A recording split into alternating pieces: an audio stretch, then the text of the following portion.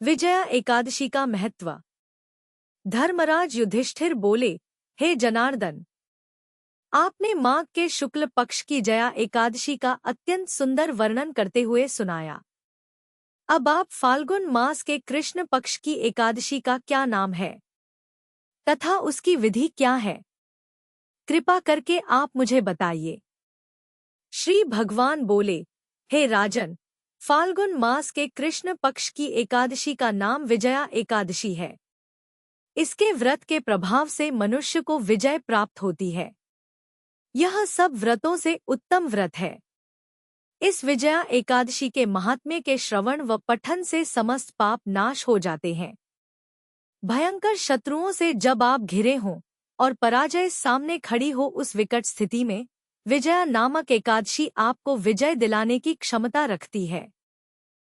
विजया एकादशी व्रत कथा। एक समय देवर्षि नारद जी ने जगत पिता ब्रह्मा जी से कहा, आप मुझसे फाल्गुन मास के कृष्ण पक्ष की एकादशी का विधान कहिए। ब्रह्मा जी कहने लगे कि हे नारद, विजया एकादशी का व्रत पुराने तथा नए पापों का नाश करने वाला है।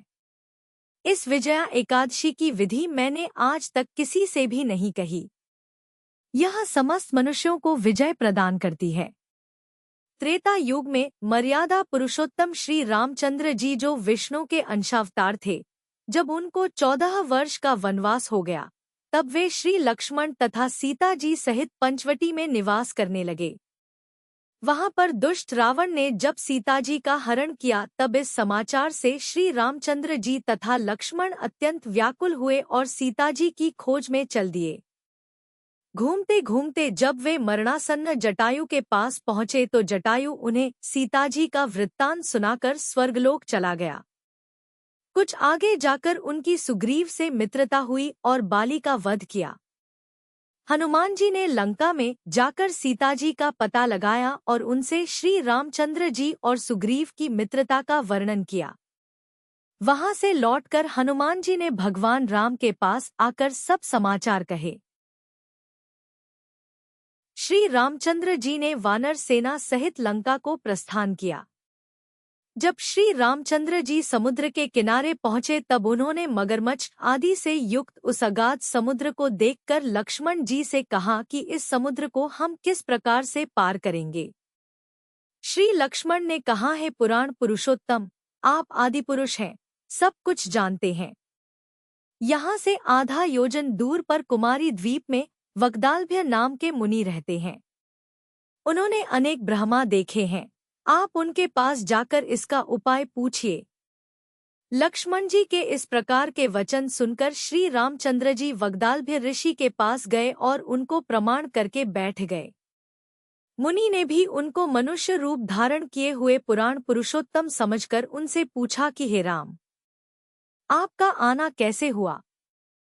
रामचंद्र जी कहने लगे कि हे ऋषि, मैं अपनी सेना सहित यहाँ आया हूँ और राक्षसों को जीतने के लिए लंका जा रहा हूँ। आप कृपा करके समुद्र पार करने का कोई उपाय बतलाइए। मैं इसी कारण आपके पास आया हूँ। वग्दालभ्य ऋषि बोले कि हे राम, फाल्गुन मास के कृष्ण पक्ष की एकादशी का उत्तम व्रत करने से निश्चय ही आपकी विजय होगी, साथ ही आप समुद्र भी अवश्य पार कर लेंगे।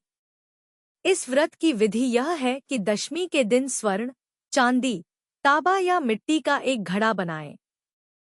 उस घड़े को जल से भरकर तथा 5 पल्लव रख वेदिका पर स्थापित करें। उस घड़े के नीचे सतंजा और ऊपर जौ रखें। उस पर श्रीनारायण भगवान की स्वर्ण की मूर्ति स्थापित करें। एकादशी के दिन स्नानादि से निवृत्त होकर धूप, दीप, नैवेद्य, नारियल आदि से भगवान की पूजा करें।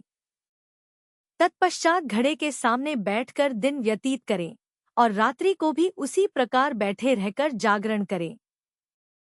द्वादशी के दिन नित्य नियम से निवृत्त होकर उस घड़े को ब्राह्मण को दे दें। हे राम, यदि तुम भी इस व्रत को सेनापतियों सहित करोगे तो तुम्हारी विजय अवश्य होगी। श्री रामचंद्र जी ने ऋषि के कथनानुसार इस व्रत को किया और इसके प्रभाव से दैत्यों पर विजय पाई।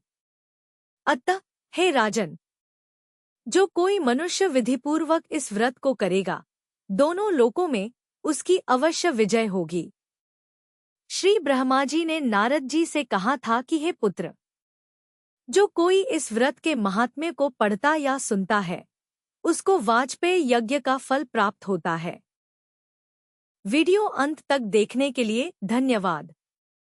अगर आपको वीडियो पसंद आई हो तो लाइक करें। ऐसे और वीडियो देखने के लिए चैनल को सब्सक्राइब करें।